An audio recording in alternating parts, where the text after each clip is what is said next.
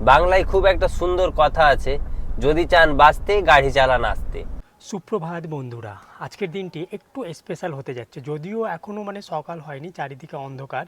আর এর মধ্যে আমি বেরিয়ে গেলাম একটা ভীষণ এক্সাইটমেন্ট নিয়ে। এই দেখো, এখনও স্ট্রিট লাইট জ্বলছে আর কি, সকাল হবে এরকম একটা পরিবেশ। বাট তার চেয়েও অনেকটা দূরে।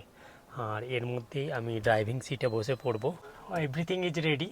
অ্যাকচুয়ালি এক্সাইটমেন্টটা বলে দিই, অ্যাকচুয়ালি আমি যেখানে কাজ করি ওখানে ভাই ভিজিট করতে আসছে। তো ওকে জাস্ট ও আর্লি মর্নিং ড্রপ করে যাবে স্টেশনে, তাই ওকে রিসিভ করার জন্য বেরিয়ে পড়লাম আর কি। সো ফাইনালি আমি ডেস্টিনেশনে পৌঁছে গেলাম, আর ভাই এখনও পৌঁছায়নি আর কি। তো আমাকে এখানে ড্রাইভারের মতো অপেক্ষা করতে হবে ওর আসার। তো যাই হোক, খুব একটা ইন্টারেস্টিং ব্যাপার ছিল। প্রায় 40 কিলোমিটার জার্নি করে এলাম, জার্নি বলতে ড্রাইভিং করে আর কি। বাট সত্যি ইট ওয়াজ কোয়াইট ফান, খুব সুন্দর লাগলো আর কি। আর এই রাতের নিঃশব্দতার মধ্যে এখানে আমি একটু ওয়েট করব। আমার মনে হয় very soon he will arrive here. Finally খুব এক্সাইটিং ব্যাপার, ভাইকে আমি ফাইনালি পয়েন্ট আউট করতে পেরে গিয়েছি। ফাইনালি ও অ্যারাইভ হয়ে গেল। সো কেমন লাগলো ট্রেন জার্নি? খুবই ভালো লাগলো। তবে Okay. যেমনটা প্রত্যেকবার হয়, আমাকে কেউ রাইটে ডাকলে আমি লেফটে চলে যাই। আজকেও এদিকে লোকেশন হতো আমাকে আসতে, আমি ওদিকটায় চলে গেছিলাম। ওকে ওকে। আর ঠান্ডা কেমন লাগছে? ঠান্ডা একটু লাগছে, ট্রেনে আমার ঘুম হয়নি। আমি যাকে উঠানোর দায়িত্ব দিয়েছিলাম সে আমাকে আধা ঘন্টা আগে উঠিয়ে দিয়েছে। এখানকার লোককে উঠানোর দায়িত্ব দিস না, আমি একবার দিয়েছিলাম তো ওকে উঠাচ্ছিলাম কিনা। তো এবার ওকে আমি উঠাচ্ছি তো ওই নিজেই উঠছে না, ওই বলছে মুঝে শোনে তো। স্টেশন আমি নেমে গেলাম, ও ঘুমিয়েই থেকে গেল। আমি এখানকার লোককে যদিও দায়িত্বটা দিইনি, আমি দায়িত্ব দিয়েছিলাম বাড়ির লোককে বাই কল।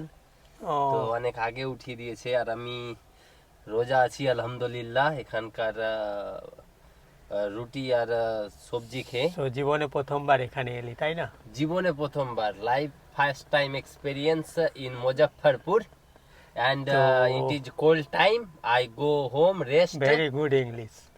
তো যাই হোক, আমরা তাহলে এগিয়ে যাই, কেমন? Carry on, start the car. Finally seat বেল্টটা আমি লাগিয়ে নিলাম। বাংলায় খুব একটা সুন্দর কথা আছে, যদি চান বাঁচতে গাড়ি চালান আস্তে। আমরা বেরিয়ে পড়লাম আমাদের রুমের উদ্দেশ্যে। আর আমি প্রথমেই দাদাকে জানতে চাইবো সকাল সকাল ওকে ড্রাইভিং কেমন লাগছে। ইটস অ্যাকচুয়ালি ভেরি ব্যাড বলতে পারো তুমি। কারণ একে তো আলো সামনে থেকে ওটা খুব প্রবলেম হয়। হ্যাঁ, আর এইভাবে ভোরে উঠে আসা, ঘুমটাও তো অতটা প্রপার হয় না। মেন হচ্ছে ঘুমটা, তার মানে জন্য ওর একটু- ঘুম ইম্পর্টেন্টটা খুবই ওর কাছে। রাতে নিঃশব্দতার মধ্যে দিয়েই আমরা দু ভাই এগিয়ে চললাম লখনউ হাইওয়ে হয়ে রুমের পথে। সত্যি এক অসাধারণ মেমোরেবল জার্নি হয়ে থাকবে আজকের এই দিনটা। সত্যি খুব সুন্দর, খুব রোমান্টিক, না হলেও অসাধারণ। আসুন না সবাই মিলেমিশে থাকি, সবাই একে অপরকে ভালোবাসি, নিজেদের মধ্যে ভ্রাতৃত্ববোধ যেন অটুট থাকে। এই ছোট্ট জীবন, কী বা আছে এই জীবনে যদি নিজেদের মধ্যে ভালোবাসাটাই না থাকে? কেন এত হিংসা, এত বিদ্বেষ? কি করবেন এইসব দিয়ে?